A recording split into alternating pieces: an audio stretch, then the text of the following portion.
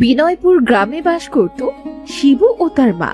শিবুর মা ঠিক করলো এবার সে শিবুকে বিয়ে দেবে।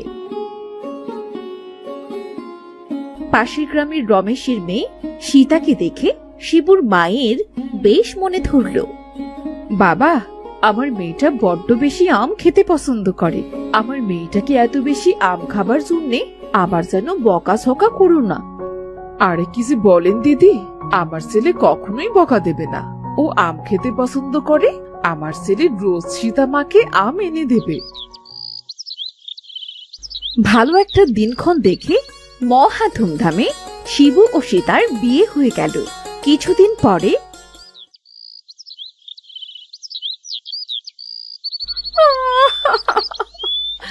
আমার আজই আম চাই।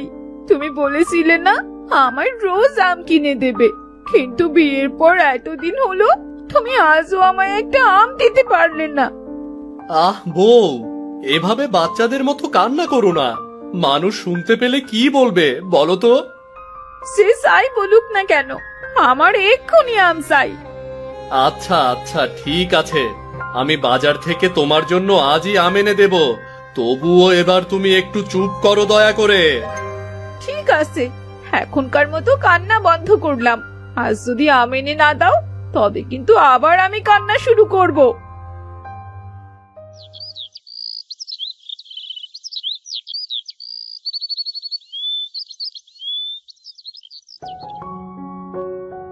সেদিন শিবু হাট থেকে অনেকগুলো আম কিনে এনে সীতার কাছে দিল। আহ, এতগুলো আম! কতদিন হলো আম খাই না। তুমি এখানে বসো, আমি এক্ষুনি আমগুলো খেয়ে তোমার সাথে কথা বলছি। শিবু সীতার দিকে হাঁ করে তাকিয়ে থাকলো। সীতা একের পর এক আম খেতে থাকলো। একটু পর শিবুর মা সেখানে এলো। শিবু, বাবা শিবু, তোরা যে এখানেই বসে আছিস, আমি তোকে সে কখন থেকে ডাকছি। হাট থেকে যে আমগুলো নিয়ে এলি তা কই, দে তো একটা। পাশের বাড়ির মেয়েটা আমের শুনলে খুব কাঁদছে। ইয়ে মানে মা, মানে মানে করছিস কেন? আমি তো একটা আমই চেয়েছি, দে না, তাড়াতাড়ি একটা আম দে। মা, সীতা সব আম খেয়ে ফেলেছে, একটা আমও আর নেই। মা, কি করব বলুন? আমার আম খেতে খুব ইচ্ছে করছিল, তাই তো সব আম খেয়ে নিয়েছি। আপনার ছেলেকে আজ আবার আনতে বলবো। কমলা সীতার দিকে তাকিয়ে অবাক হয়ে যায়। সব যখন খেয়েই ফেলেছো তখন আর কি করা?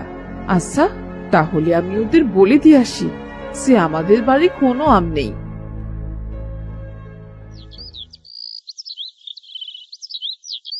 কিছুদিন পর শিবু তার বউ ও মাকে নিয়ে হাটে গেল। হাটে এক জায়গায় আম বিক্রি হচ্ছিল।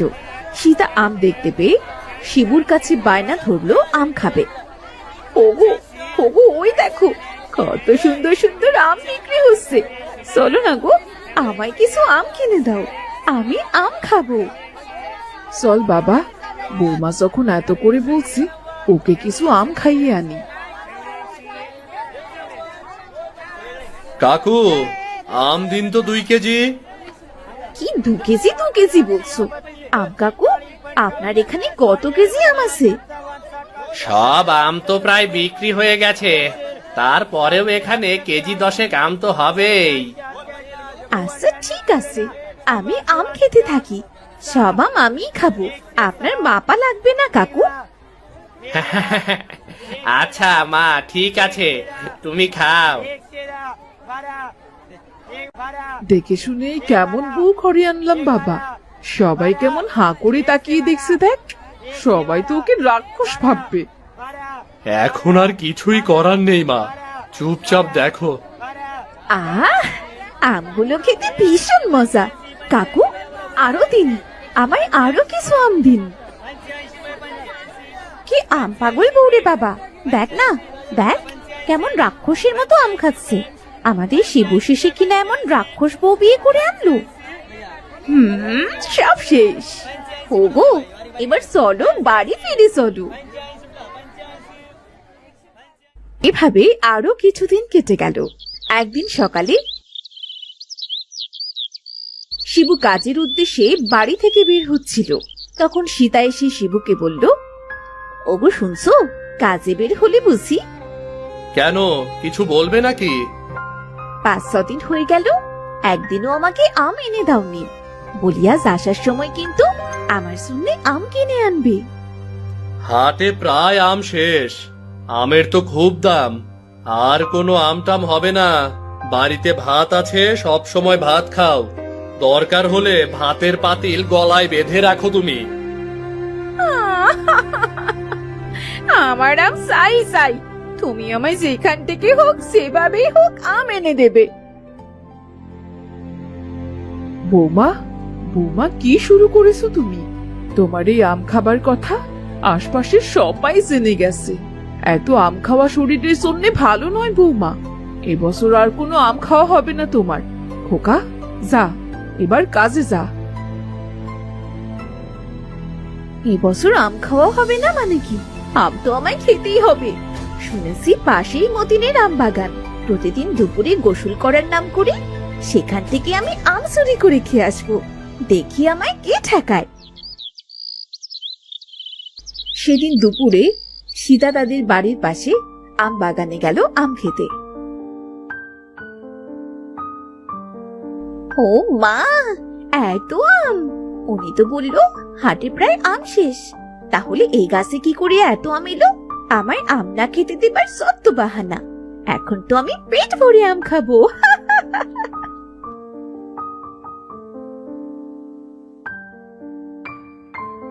সীতা আম গাছ থেকে আম পেড়ে খেতে শুরু করলো। বেশ কিছুক্ষণ আম খাবার পর, আজ বড্ড আম খেলাম, পেটে আর একটু জায়গা নেই। আজ বাড়ি ফিরি, না হলে আবার শাশুড়ি মা খোঁজাখুঁজি শুরু করে দিবে।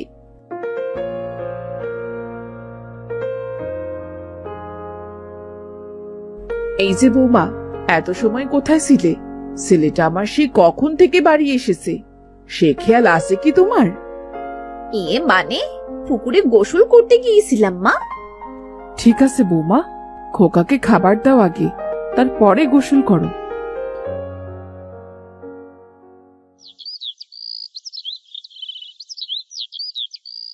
এভাবে রোজ সীতা আম বাগানে গিয়ে ইচ্ছে মতো আম খেয়ে আসতো।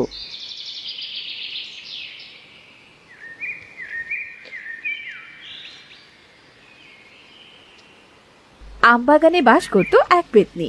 ওই পেতনিটির ভয়ে আম বাগানে যাবার কেউ সাহস করত না, কেউ আমও পাড়তে যেত না। কিন্তু সীতা ওই গ্রামে নতুন হওয়ায় সে এসব কথা জানতো না।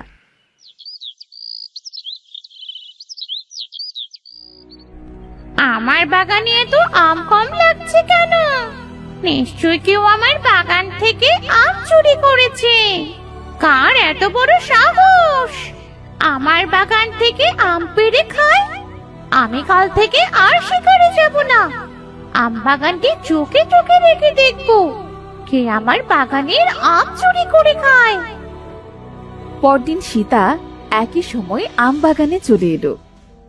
উফ, আজ একটু দেরি হয়ে গেল। সংসারের এত কাজ করে তারপর চুরি করে আম খেতে আসতে হয়। কি কাজ রে বাবা, এটাও তো একটা কাজ নাকি? যদি পেতনি হতাম তবে আরো কত মজা হতো। সারাদিন গাছে গাছে ঘুরে ঘুরে আম খেয়ে বেড়াতাম।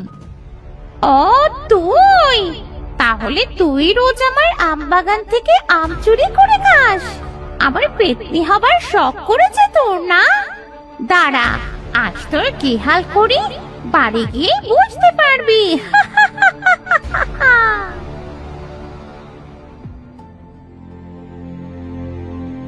আমি যে রোজ আম চুরি করে খাই, এই আম বাগানের মালিক কি তা বুঝতে পারে না নাকি? একদিনও তো দেখলাম না কাউকে, আর দেখলেও বা কি? আমায় আম খেতে মানা করলে দেব কষে এক আসার। আমার নামও সীতা। কি সাহস রে বাবা, আমায় কিনা আছাড় মারার কথা বলে? তবে রে, আমিও পেতনির পেতনি। তোর এমন দশা করব, জীবনে আম খাবার কথা ভুলে যাবি। অনেক আম খেলাম, এবার যাই, বাড়ি ফিরে যাই, না হলে শাশুড়ি আবার খিটমিট শুরু করবে। সেদিন রাতে সবাই যখন ঘুমিয়ে পড়ল, হঠাৎ করে সীতার ঘুম ভেঙে গেল। ওহ ওহ, পেটের ভেতরটা কেমন মোচড় দিয়ে উঠলো। এদিকে ঘুমও পাচ্ছে খুব। মনে হয় অনেক বেশি আম খাবার জন্যই এমন হচ্ছে।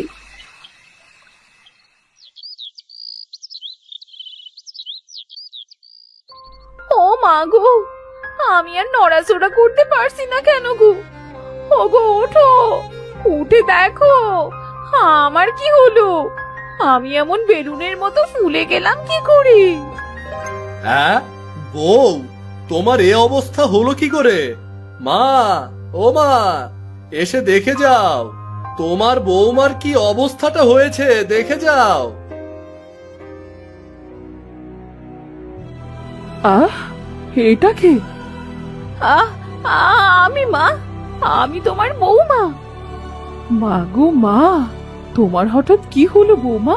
তুমি এমন বেলুনের মতো হয়ে গেলে কি করে? সব ওই আমের জন্যই হয়েছে মা।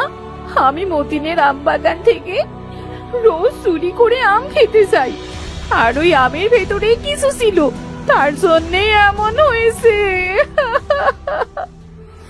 এই চুপ করো তো, বেশ হয়েছে। এত করে বললাম এত আম খেতে হয় না। আর তুমি তো গেছো মতিনের আম বাগানে। মতিনের আম বাগানে ভূত থাকে, ভূত। ভূত? আমি কি জানতাম নাকি? আগে আমায় ওঠাও দেখি। বাবা গো বাবা, একদম বেলুনের মতো গোল হয়ে গেছে। মানুষ দেখলে বলবে কি?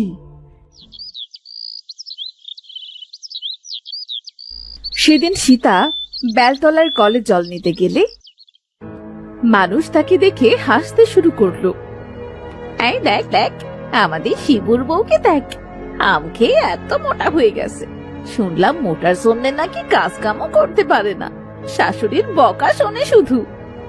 আমরা তো সেই বিয়ের দিন থেকেই শুনে আসছি, এই বউ একটা আম পাগল বউ, আম খেতে খুব ভালোবাসে, তাই ওর অবস্থা এমন হয়েছে। এভাবে 2 দিন কেটে গেল। সীতা কাঁদতে শুরু করলো। আমার ভুল হয়ে গেছে, আমি আর কখনো আম খেতে চাইবো না। আমায় মতিনের আম বাগানে নিয়ে চলো, সেই পেতনিটাকে আবার আমায় ঠিক করে দিতে বলবো। চুপ করো বৌমা, চুপ করো। এভাবে আর খেতো না। আমরা সবাই এতদিন কত বুঝিয়েছি, আমরা তো তোমার ভালোই চাই, কিন্তু তুমি তো আমাদের কোনো কথা শুনলে না। আমার ভুল হয়ে গিয়েছে মা, আমি আর কখনো এমন করব না। আপনাদের সব কথা শুনে চলবো। ওই পেতনিটির কাছে আমায় নিয়ে চলুন। খোকা চল তো, আমরা আম বাগানে গিয়ে দেখি সত্যি এটা কোনো পেতনির কাজ কিনা। আমারও মনে হয় মা, একবার আম বাগানে যাওয়া উচিত।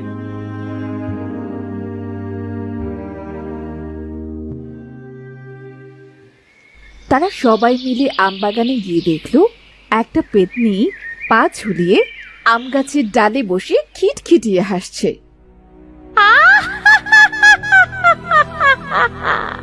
তুই এসেছিস? আমি জানতাম তুই আসবি। রোজ আমার বাগান থেকে আম চুরি করে খাস, এবার দেখ দেখ কেমন লাগে।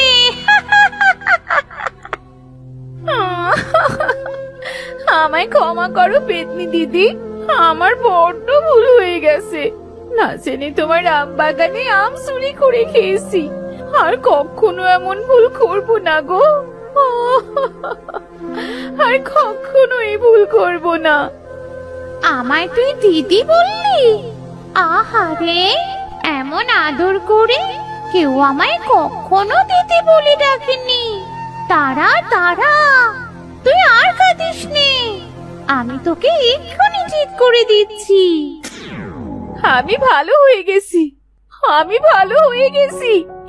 দেখো, আমি আবার ভালো হয়ে গেছি। তোমাকে অনেক ধন্যবাদ গো পেতনি দিদি। যা, আর ধন্যবাদ দিতে হবে না। তুই যখন আমায় দিদি বলে ডাকলি, আজ থেকেই আম বাগানের আম তোর জন্যে ফ্রি, যত ইচ্ছে খেতে পারিস। তুমি খুব ভালো গো পেতনি দিদি। আমি আমার শাশুড়ি মা আর স্বামীকে কথা দিয়েছি আমি আর কখনো আম খাবো না, তাই আর কখনো খাবো না গো।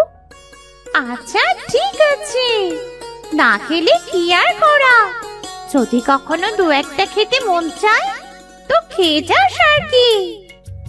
চলো বৌমা, এবার বাড়ি ফিরে চলো। পেতনিটা ভালো বলে এবারের মতো বেঁচে গেলে। হ্যাঁ মা, চলুন, আমার ঢের শিক্ষা হয়েছে মা, আমি আর কখনো আম খাবো না, যেমন আছি তেমনি ভালো। বাবা গো বাবা, কত বড় বাসা বেঁচে গেলাম।